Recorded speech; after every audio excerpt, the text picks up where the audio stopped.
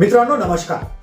ग्रामपंचायत, प्रत्येक ग्रामपंचायतमध्ये घरकुल असेल, रस्ते असतील किंवा नाले असतील, मोठ्या प्रमाणात काम सुरू आहे.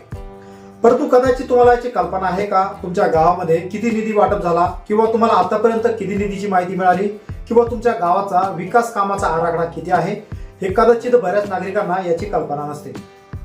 मित्रांनो, व्हिडिओचं थंबनेल तुम्ही पाहिला असेल की आता दरवर्षी महाराष्ट्रामध्ये मनरेगा या कामामधून 300 पेक्षा जास्त मोठा घोटाळा हा केला जात असतो.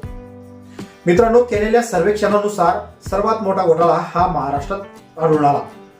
मित्रांनो, ग्रामपंचायत म्हणजेच ग्रामीण भागातील सर्वात जास्त विकास आणि टॅक्स देणारी व्यवस्था.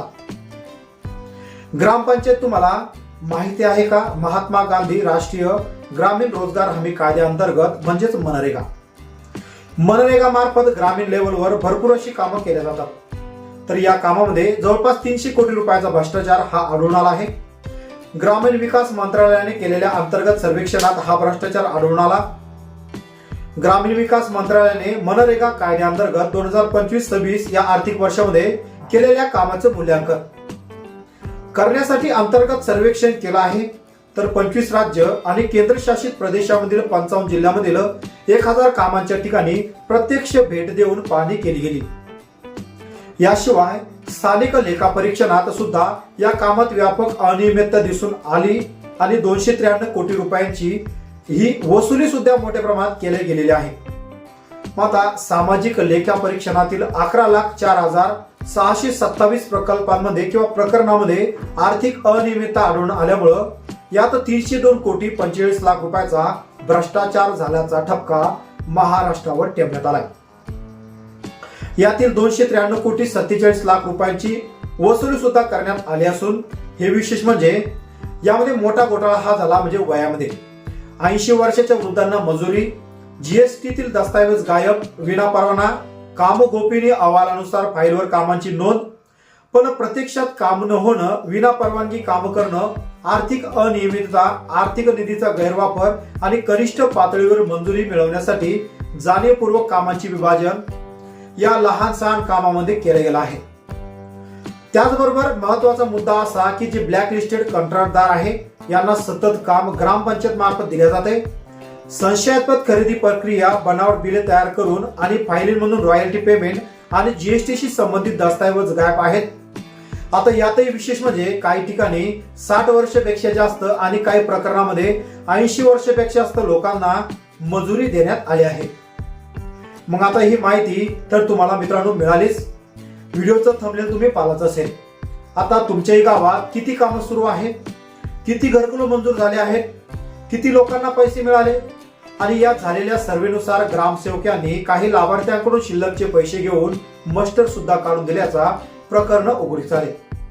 जसे की त्या लाभार्थ्यांना आधीच आपलं घर बांधून ठेवलं, त्याचबरोबर गावातील रोड असतील किंवा नाल्या असतील यातही मोठा भ्रष्टाचार आढळून आला. तर आता तुम्हाला घरकुल मिळाले का किंवा त्याचबरोबर तुम्हाला किती पैसे आले याची पूर्ण माहिती तुम्ही पंचायत समिती असेल किंवा बांधकाम ऑफिस असेल किंवा पंचायत समितीमध्ये जाऊन तुम्ही बीडीओ यांना सुद्धा विचारू शकता.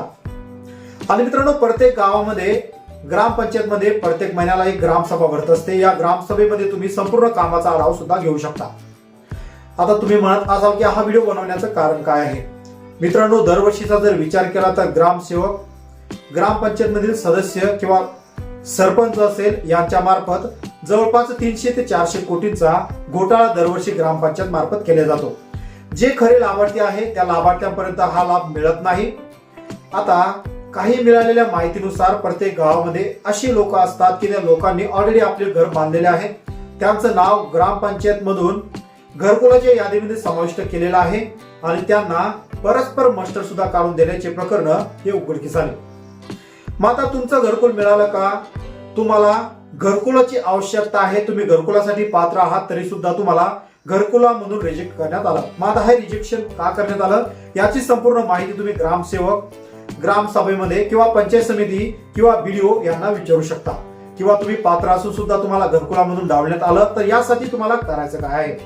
मित्रांनो, तुम्ही सरळ सरळ व्हिडिओ यांना विचारू शकता की आमचं घरकुल का रगडण्यात आलं, किंवा ग्रामसेवकला सुद्धा विचारू शकता की सर्वेक्षणानुसार आम्हाला खरोखर घरकुलाची गरज होती, आम्ही या योजनेसाठी पात्र सुद्धा होतो, तर आम्हाला घरकुल का मिळालं नाही, याची विचारपूस तुम्ही ग्रामसेवक आणि ग्रामपंचायत मध्ये विचारू शकता.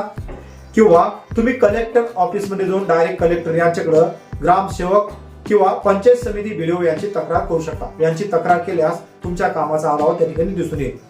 त्याचबरोबर प्रत्येक ग्रामपंचायत मार्फत वन विभाग, जसे की शेतामध्ये वनीकरण असेल, फळबाग लागवड असेल, याच्यामध्ये सुद्धा मोठा भ्रष्टाचार रोजगार सेवक आणि ग्रामसेवक यांच्या मार्फत करण्यात येत असतो. यांची दोघांची मिलीभगत असल्यामुळं प्रत्येक नागरिकांच्या खात्यातून खिशातून काही ना काही रक्कम ओढण्याचं काम हे दोन भागलविले करत असतात. मग आता तुम्ही घरकुलासाठी पात्र असाल, तुम्हालाही वेगवेगळ्या प्रकारच्या योजनेचा लाभासाठी तुम्ही पात्र असाल, तुम्हाला सुद्धा या योजनेचा लाभ मिळत नसेल तर तुम्ही अशा प्रकारे याची संपूर्ण चौकशी घेऊ शकता. मित्रांनो, मिळालेल्या माहितीनुसार आजचा आपण हा व्हिडिओ बनवला आहे. महाराष्ट्रामध्ये सर्वेक्षण केले असता जवळपास 302 कोटी रुपयाचा घोळ हा करण्यात आला असून तुमचं या यादीमध्ये नाव आहे का? तुम्हाला या योजनेमधून डावलण्यात आलं का? नक्कीच कमेंट मध्ये कमेंट करून कळवा. मित्रांनो, या व्हिडिओमध्ये जी माहिती आपण दिलेली आहे, ही माहिती इंटरनेटच्या सहाय्याने आपण घेतलेली आहे, त्याच्याच आधारावर आपण हा व्हिडिओ बनवला. याची संपूर्ण शहानिशा करूनच तुम्ही समोरचं पाऊल उचलायचं आहे. मित्रांनो, असेच कामाचे आणि योजनेचे व्हिडिओ भेटत राहण्यासाठी चॅनलला आपल्या सबस्क्राईब करून घ्या आणि बाजूला असलेल्या बेल आयकॉनला सुद्धा प्रेस करा आणि हा व्हिडिओ जास्तीत जास्त नागरिकांपर्यंत सुद्धा शेअर करा, जेणेकरून त्यांना ग्रामपंचायत मध्ये कोणती कामं करल्या जातात किंवा ग्रामपंचायत मार्फत किती निधी उपलब्ध केला जातो किंवा नागरिकांना कशा प्रकारे फसवले जातं याची मित्रांनो नक्कीच जाणीव होईल.